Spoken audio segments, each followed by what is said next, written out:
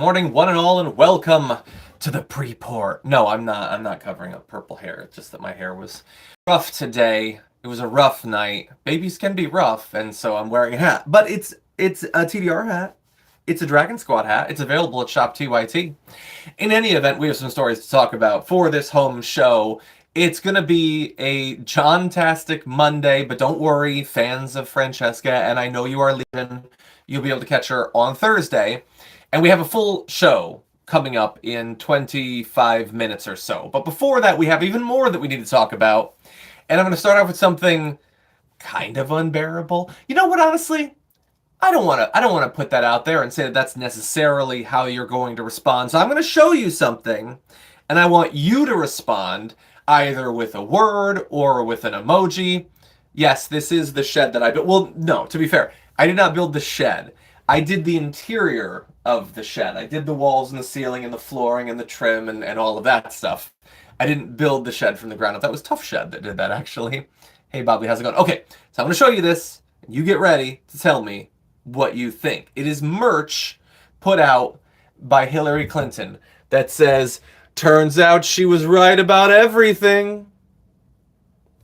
And I'm assuming you can buy that somewhere if you want to. Now look, if you are Hillary Clinton and Donald Trump has been found guilty of dozens of felonies, I think it's perfectly acceptable for you to be happy about that, or to feel on some level vindicated as a result of that. However, turns out she was right about everything? Everything you were right. Oh, what do you know? He was found guilty of those felonies, so Hillary Clinton is now president. She didn't make any mistakes during her campaign. She wasn't wrong about the way she addressed younger voters or leftist voters or progressives or anything like that. She was right about everything because he was found guilty. Why can't you just say, turns out she was right about him? You could say that. I mean, she'd hardly be alone or whatever. Say you were right about him. Say you were right about him being a criminal. Say, like, you could do all that. Don't say everything. And you don't necessarily have to make this about you. You know what? I should release one of me, like, biting a Pop-Tart that says, turns out he was right about everything. Hold on. Make mug of me biting Pop-Tart with caption, turns out he was right about everything, because that needs to happen. But anyway, I didn't want to show you this just for that. I wanted to show you this. No, look, I know she just wants, look, at this point, she can't admit that she made some mistakes or whatever. And by the way, it's not like she only made mistakes. She was also, hit by the fact that there's a lot of really misogynistic people in this country. There are contextual issues too. But I don't like anyone who pitches themselves as just a victim. I don't like it, I don't respect it, and I don't think a lot of people do. It's not a good strategy. Anyway, I'm going to show you a little Easter egg in that image that you probably didn't notice, but hit the like button first because we need to get to 1,000. Or I swear to God, we're not talking about Rudy Giuliani. Anyway, I don't know if, I think she's selling it. I don't particularly care. She posted it either way. But you can see in this image, there's a lot of let's see, Amy Schumer responds or whatever. That's cool. Nobody cares. Anyway, Tommy Lauren, you should be in jail. Oh, okay. So we are okay with locking up our political opponents. For what, Tommy Lauren? Specifically for what should she be locked up? Again, they don't even pretend to have something specific. They just want something, anything, and they have to because they are burdened by a guy who can't go 5 minutes without committing a crime. And they know they're not going to get him to stop committing crimes, so the best they can hope for is for it to be equal. For them to commit crimes, but also the Democrats do.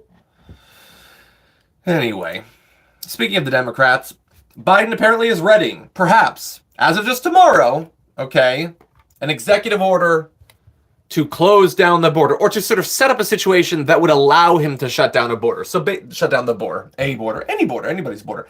So basically, it's kind of like a version of the legislation that the Republicans killed. And so he's going to do this to try to show people who care about immigration and the state of the border, which is a lot of voters, that he's serious about it. It's to show strength. It's to show vitality or whatever. It's also going to result in a lot of terrible things, and the vast majority of progressives are going to absolutely hate it.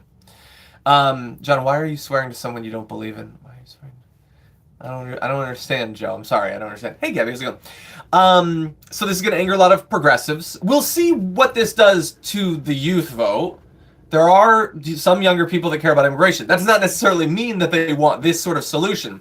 But what I'm more interested in, I think, at this point is how are the Republicans going to respond to this? So my assumption when I first saw this was they're going to be like, this would be good under Trump, but it's tyranny in this case.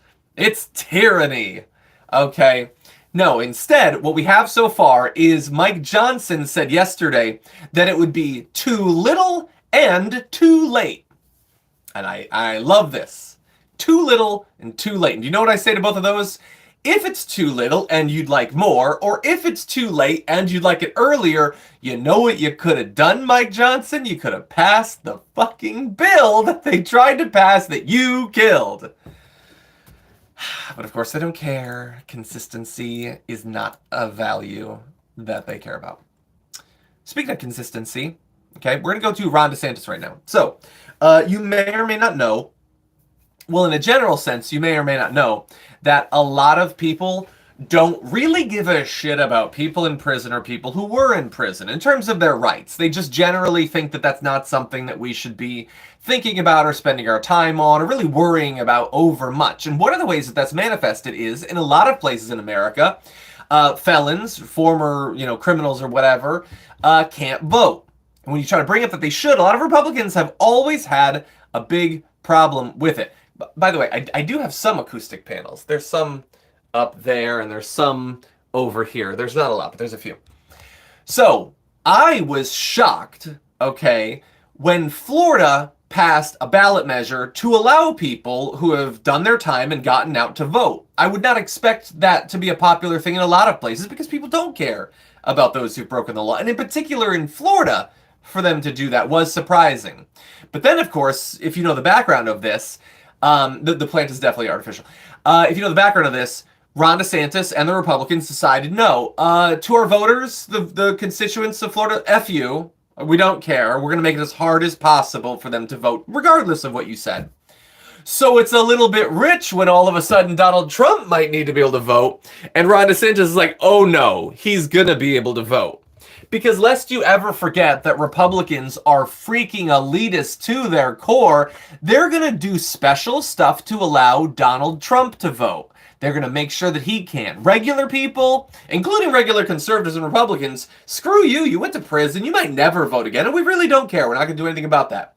But for Donald Trump, there will always be this second tier of our system that especially benefits him.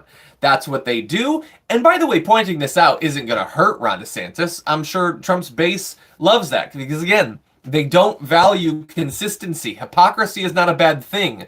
You do whatever benefits you and your side. That's it. It doesn't matter if it's consistent with anything that you've said before. Anyway, let's move on to this. We have a few more minutes. We're getting close to 1,000. We should really lock down that 1,000. I think that that's what we should do. But I'm going to play this video for you, okay? We're going to go to this next topic, and I am going to potentially, we'll see, have to defend Eric Trump. But I'm going to let all of you weigh in as well, live. Okay, let's go to this. Hopefully it'll be loud enough. They're literally feeding him, certain segments of the population that he might not have had in 2016 and 2020. Because for the first time, they realize that the system's coming down, that he's the victim. He's the victim that oftentimes some of their communities were. And you see them swing. You look at the African-American vote, right? That's swinging over to Donald Trump in spades. Look at, they're literally... Okay, so you probably caught it there. You've probably seen this going around. A lot of people are like, did he need to say in spades? If you don't know, it's an old-timey racial slur. So... I'm going to give you my thought, but first, I want you to say, do you think that that was an intentional thing that Eric Trump did? Or do you think it was an unfortunate overlap? It is an expression that people use. That's the origins of it. What do you think? Is it didn't know? Okay, so not a lot of people don't know. Okay, let's see. John reporting is live from his bathroom. It's not a bathroom. It's not a bathroom. Okay, this is fascinating because there's definitely some disagreement out there. Some people are saying yes, others are saying that they don't think it was intentional. Look, I defended Eric Trump on Friday, I think, or Thursday on the "We're White," and I said that I didn't think that he intended to say that. Um, I don't think in this case he was trying to make it racial. Because why would you do it right then and undercut that you're trying to do this shallow, totally see-through thing of like, hey, black voters, my pops is a felon. You like that, right? Because you're all criminals. That's why you like us, because we're criminals too, like you. He's already doing that. He doesn't need to undercut it with the racial slur. I think that he was just talking. I think that there's plenty of other things in what he said that is worthy of criticism. First of all, the idea that there is strong evidence that they've massively shifted over as a result of this. I haven't seen those polls. Have you seen those polls? By the way, many people have pointed out, Robert Rip, thank you for finishing 1 month as a member. I do appreciate it. Glad to have you here. A lot of people are pointing out that like Donald Trump is doing a little bit better. Like, first of all, even once you look at like African American voters, you break it down with men versus women, there's huge disparities there. But overall, the amount, like, a lot of people are just comparing how Donald Trump is doing among black voters to how Republicans did under Obama. But if you actually look prior to that, it's not that out of step with how they did. Like, everybody thinks, black voters tend to go for Democrats, which is largely true, but they don't go 99.9%. No community is a monolith, okay? He's treating them like a monolith and saying, oh, all you need to do is, get found guilty of some felonies and that'll be it. But no, I don't think that that's fair. I don't think that that makes sense. Now, that does not mean that I think that he was trying to do...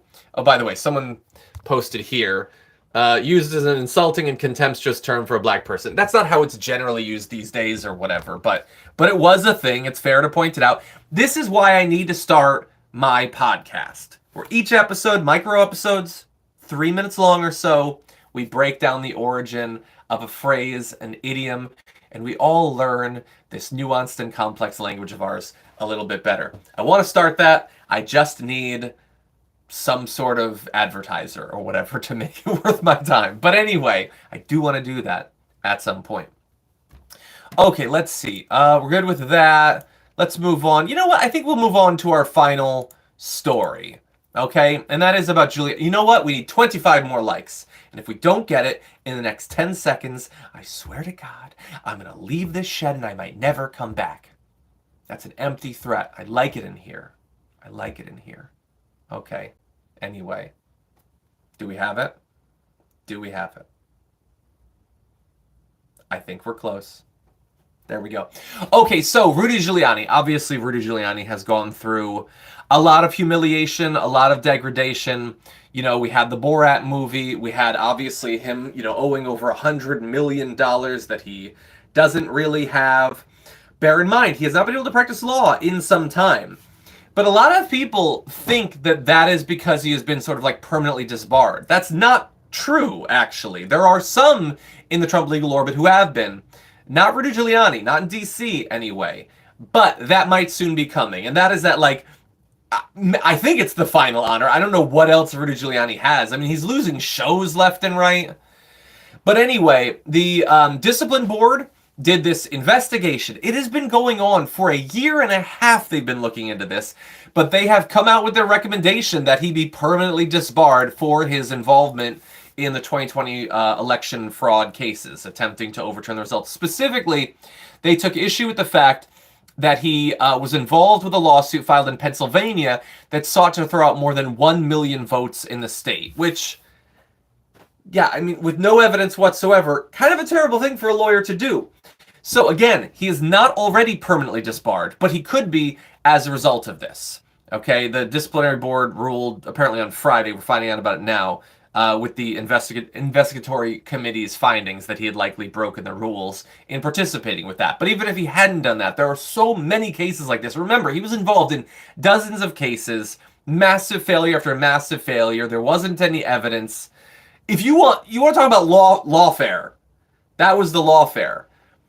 All these terms, when they come up with a term, you know, beyond a shadow of a doubt, it's just something they've been doing that they're now applying to the Democrats. Election interference, lawfare, fake news, all of it. DJC Mission, thank you for being here. Okay, so here is what a spokesperson for Rudy Giuliani had to say.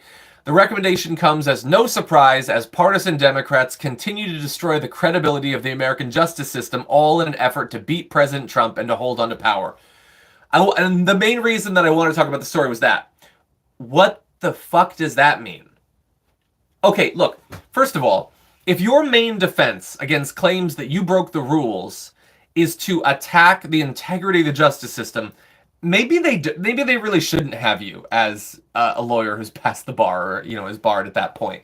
Because it seems like you're kind of doing damage there. But also, they're saying that they're doing this year-and-a-half long investigation by lawyers not connected to Joe Biden or the Biden administration or anything like that. And they're doing this to beat President Trump and to hold on to power. If any of you out there know how disbarring Giuliani hurts Trump or helps Biden, feel free to let me know. Now, it hurts Giuliani potentially, although I don't know how likely it was that he was going to be practicing law anymore. I mean, the guy has like a year to live at this point. He's a podcaster. He's a cameo guy. That's what he is. It's fine. Do that. But what does this have to do with Trump? What does this have to do with holding on to power? No, but I get the myth that this is being spread there is that Giuliani is this important legal tool or weapon that Trump has, so you disbar him so that he won't be able to use Rudy Giuliani anymore. What are you talking about? Do you think that those of us on this side have any issue with either Rudy Giuliani or Jenna Ellis or Sidney Powell or Alina Habba representing Donald Trump? They only know how to deliver failure, predictable, repetitive, epic failure. It's not doing any favors to Donald Trump. If anything, disbarring Giuliani helps Donald Trump. It stops him from ever having Rudy Giuliani representing him in court anymore. Anyway, look, I have more that I would like to say about Rudy Giuliani, particularly financially, the now interminable effort to get the money that he owes for the defamation that he perpetrated.